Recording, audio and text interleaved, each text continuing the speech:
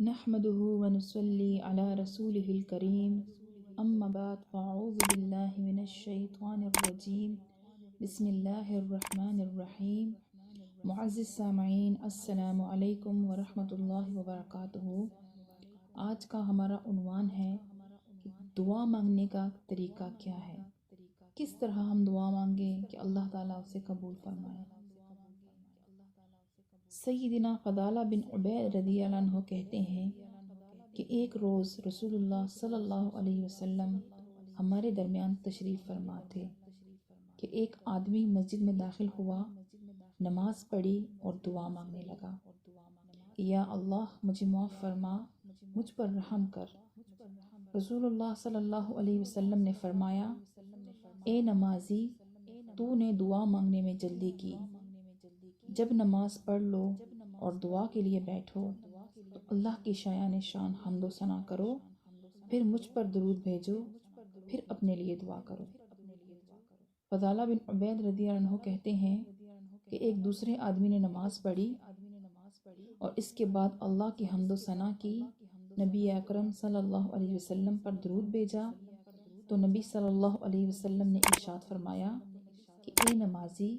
دعا کر، تیری دعا قبول ہو جائے گی۔ اس کا مطلب یہ ہے کہ پہلی حدیث میں جس شخص کا ذکر ہوا ہے کہ اس نے جیسے ہی نماز پڑھی تو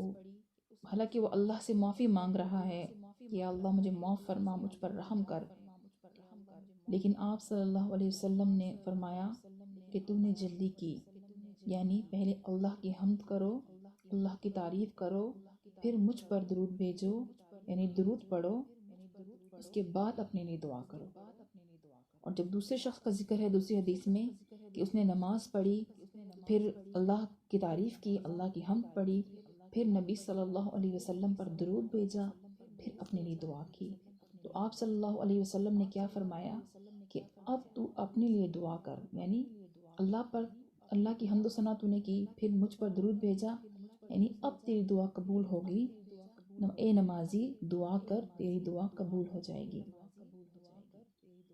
ایک اور حدیث کا مفہوم ہے، سیدنا ابو ہریرہ رضی اللہ عنہ سے روایت ہے کہ رسول اللہ صلی اللہ علیہ وسلم نے فرمایا کہ دو کلمے ہیں جو زبان پر ہلکے ہیں، قیامت کے دن میزان میں بھاری ہوں گے اور رحمان یعنی اللہ کو بہت پسند ہے۔ وہ کلمے یہ ہیں، سبحان اللہ و بحمدہ سبحان اللہ العظیم، یعنی پاک ہے اللہ اور اسی کی تعریف ہے، پاک ہے اللہ عظمت والا ہے۔ ایک اور حدیث کا مفہوم ہے، سیدنا ابن عمر رضی اللہ عنہ سے روایت ہے کہ ہم رسول اللہ صلی اللہ علیہ وسلم کے ساتھ نماز پڑھ رہے تھے کہ ایک شخص نے حاضرین میں سے کہا کہ اللہ اکبر کبیرا والحمد للہ کثیرا وسبحان اللہ بکرۃ وعصیلا، یعنی اللہ سب سے بڑا ہے، بہت بڑا، اور کثرت سے ہر قسم کی تعریف اللہ ہی کے لیے ہے، اور صبح و شام اللہ کی پاکی ہے۔ تو رسول اللہ صلی اللہ علیہ وسلم نے فرمایا کہ کس نے یہ کلمے کہے ہیں، یعنی کس شخص نے یہ کلمے کہے ہیں؟ تو قوم میں سے ایک شخص نے عرض کی کہ میں نے کہے ہیں یا رسول اللہ صلی اللہ علیہ وسلم۔ تو آپ صلی اللہ علیہ وسلم نے فرمایا کہ مجھے تعجب ہوا جب اس کے لیے آسمان کے دروازے کھولے گئے۔ سبحان اللہ، سبحان اللہ، یعنی ایک شخص نے، جب سب لوگ نماز پڑھ رہے تھے تو ایک شخص نے نماز کے بعد یہ کلمے پڑھے، اللہ اکبر کبیرا والحمد للہ کثیرا وسبحان اللہ بکرۃ وعصیلا۔ تو رسول اللہ صلی اللہ علیہ وسلم نے عرض کیا کہ کس نے یہ کلمے پڑھے ہیں، یعنی کس شخص نے یہ کلمے پڑھے ہیں؟ تو قوم میں سے ایک شخص نے کہا کہ میں نے پڑھے ہیں یا رسول اللہ صلی اللہ علیہ وسلم۔ تو سبحان اللہ، رسول اللہ صلی اللہ علیہ وسلم نے فرمایا کہ مجھے تعجب ہوا کہ جب اس شخص کے لیے آسمان کے دروازے کھولے گئے۔ ابن عمر رضی اللہ عنہ کہتے ہیں کہ جب سے میں نے رسول اللہ صلی اللہ علیہ وسلم کو یہ فرماتے سنا تو کبھی ان کلمات کو نہیں چھوڑا، یعنی کہ اس کی اتنا اجر ہے، اللہ تعالیٰ اس پر اتنا اجر دے گا کہ جب اس شخص کے لیے آسمان کے دروازے کھولے گئے، یعنی ان کلمات کے پڑھنے کے بعد جو بھی اللہ سے مانگو اللہ تعالیٰ دعا قبول کرے گا۔ سیدنا زید بن خارجہ رضی اللہ عنہ سے روایت ہے کہ میں نے رسول اللہ صلی اللہ علیہ وسلم سے پوچھا تو آپ صلی اللہ علیہ وسلم نے فرمایا میرے اوپر درود بھیجو اور دعا میں کوشش کرو اور یوں کہو کہ اللہم صلی علی محمد وعلی آل محمد، یعنی اے اللہ محمد صلی اللہ علیہ وسلم اور آپ صلی اللہ علیہ وسلم کی آل پر رحمت نازل فرما۔ سیدنا ابو سعید خدری رضی اللہ عنہ نے بیان کیا ہے کہ ہم نے کہا کہ اے اللہ کے رسول، آپ پر سلام اس طرح کیا جاتا ہے، یعنی درود پڑھ کر اللہم صلی علی محمد وعلی آل محمد، یعنی تو پورا درود ابراہیمی پڑھا جاتا ہے، تو لیکن آپ پر درود کس طرح بھیجا جائے؟ آپ صلی اللہ علیہ وسلم نے فرمایا اس طرح کہو کہ اللہم صلی علی محمد عبدک ورسولک کما صلیت علی ابراہیم وبارک علی محمد وعلی آل محمد کما بارکت علی ابراہیم وآل ابراہیم،